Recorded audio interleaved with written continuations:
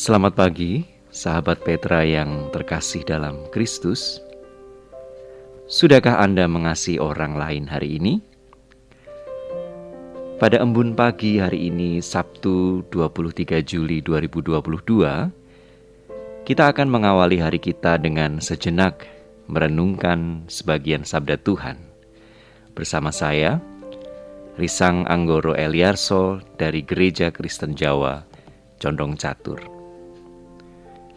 Tema renungan kita pada pagi hari ini adalah kehidupan Kristen yang utuh, yang didasarkan pada sabda Tuhan dalam surat Yohanes yang kedua, pasalnya yang pertama, ayat 5 sampai dengan 6. Sebelum kita membaca dan merenungkan sabda Tuhan, marilah kita bersatu dalam doa, memohon pertolongan Tuhan. Mari kita berdoa. Tuhan, sejenak lagi kami akan membaca, mendengarkan, serta merenungkan sabda-Mu. Tolonglah kami, sehingga dalam segala keterbatasan kami boleh memahami apa kehendak-Mu. Tolonglah kami, sehingga dalam segala kelemahan kami pun bisa memelihara serta mewujud nyatakan kehendak-Mu itu di dalam keseharian hidup kami. Dalam nama Bapa, Putra, dan Roh Kudus, kami memohon. Amin.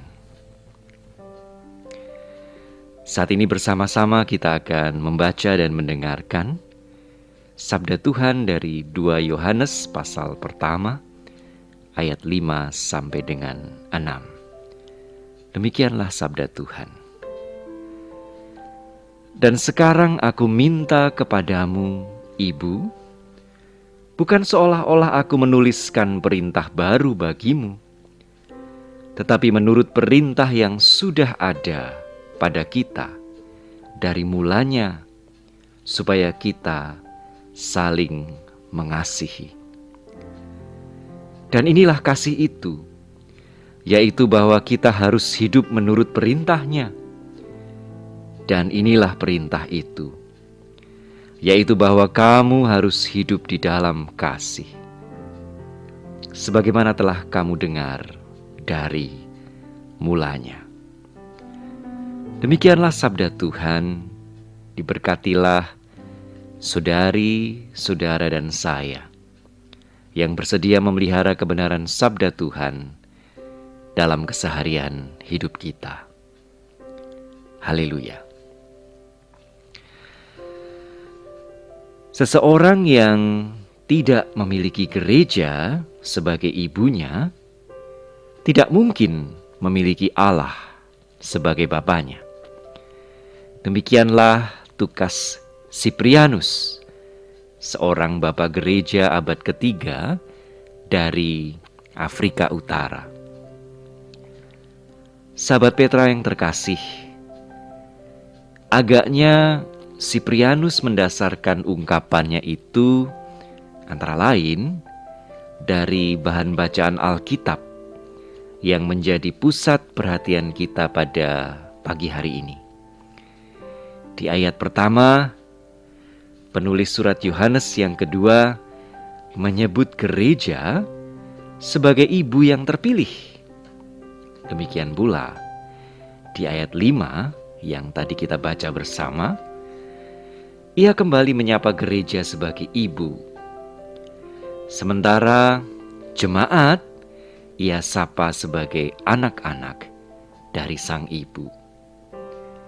Di satu sisi dalam ayat 4, si penulis tanpa tedeng aling-aling menyatakan sukacitanya karena separuh dari jemaat gereja yang ia sapa hidup dalam kebenaran sesuai dengan perintah yang telah mereka terima dari Allah Bapa.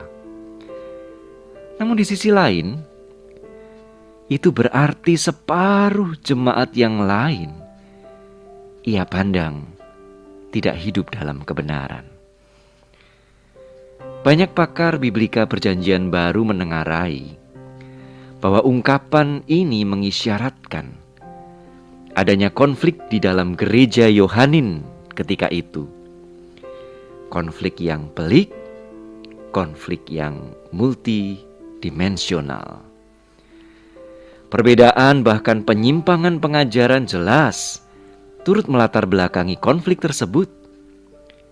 Namun di samping itu, ada juga perbedaan latar belakang etnis yang juga memainkan peran yang tidak kecil. Sebagaimana jamak gereja Kristen perdana, ketika itu gereja Yohanin juga terdiri dari orang-orang Kristen Yahudi di satu sisi, dan orang-orang Kristen non-Yahudi di sisi lain. Dan di antara kedua kelompok tersebut, agaknya kerap terjadi gesekan, bahkan benturan. Menghadapi situasi dan kondisi yang sungguh memprihatinkan itu, nasihat sang penulis lugas dan jelas. Di ayat 5 ia menegaskan, "Dan sekarang aku minta kepadamu, Ibu, supaya kita saling mengasihi." Sang penulis mengingatkan pembaca suratnya bahwa hanyalah kasih yang dapat memulihkan relasi yang koyak akibat berbagai konflik yang berkecamuk.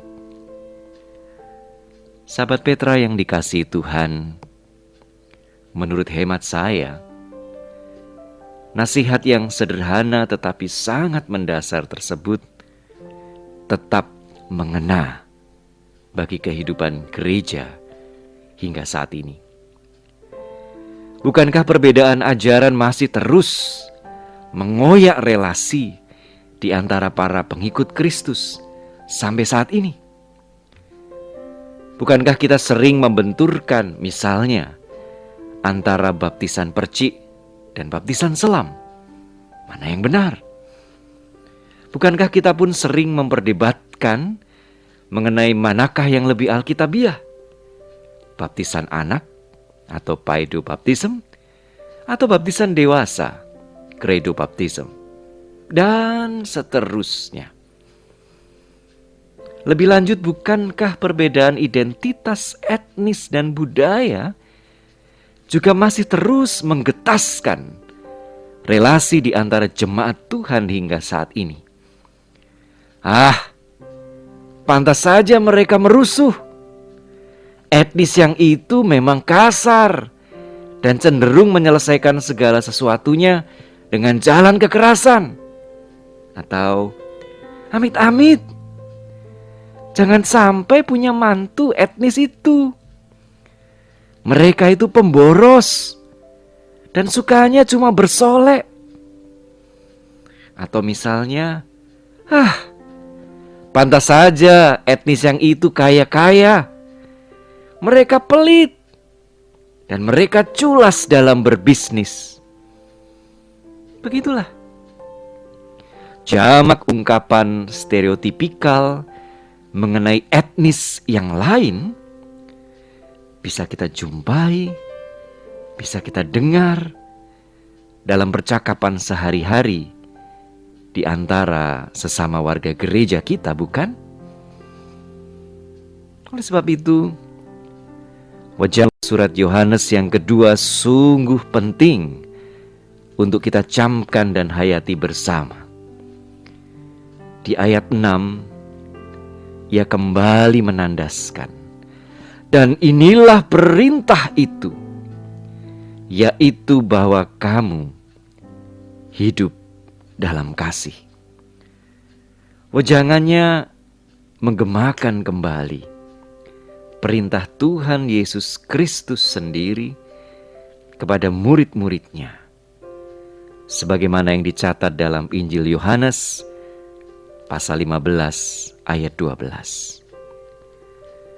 "Inilah perintahku, yaitu supaya kamu saling mengasihi seperti aku telah mengasihi kamu."